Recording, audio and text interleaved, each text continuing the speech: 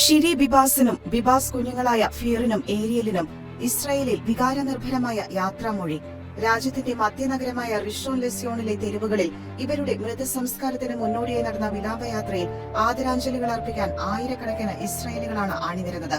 2023 October 7 ഇസ്രായേലിനെതിരായ Hamas ആക്രമണത്തിനിടെയായിരുന്നു Shiri മക്കൾക്കൊപ്പം തട്ടിക്കൊണ്ടുപോകലിന് ഇരകളായത്. ബിബാസ് കുടുംബനാഥൻ യാർഡനെയും ഹമാസ് തീവ്രവാദികൾ പിടികൂടി കൊണ്ടുപോയിരുന്നു.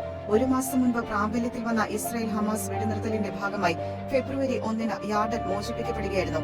ഒരു വയസ്സ് പോലും തികയാത്ത ഫിയർ ബിബാസിനെയും സഹോദരനെയും ഭീകരർ അതിക്രൂരമായി കരങ്ങൾ കൊണ്ട് മർദ്ദിച്ചും ശ്വാസം മുട്ടിച്ചുമാണ് കൊലപ്പെടുത്തിയത് എന്ന ഫോറൻസിക് പരിശോധനകളിൽ തെളിഞ്ഞിരുന്നു. തീവ്രവാദികളുടെ അതിനിഷ്ഠൂരമായ ക്രൂരതയ്ക്ക് ഇരകളായ കുഞ്ഞുങ്ങൾക്കും അവരുടെ അമ്മയ്ക്കും അന്ത്യയാത്ര ചൊല്ലാനും ആദരാഞ്ജലികൾ നേരാനും ഇസ്രായേലിന്റെ തെരുവുകളിൽ അണിനിരന്ന ഇസ്രായേലി പൗരന്മാരുടെയും സൈനികരുടെയും ദൃശ്യങ്ങൾ ലോക മനസാക്ഷിയെ തൊട്ടുണർത്തുന്നവയാണ്.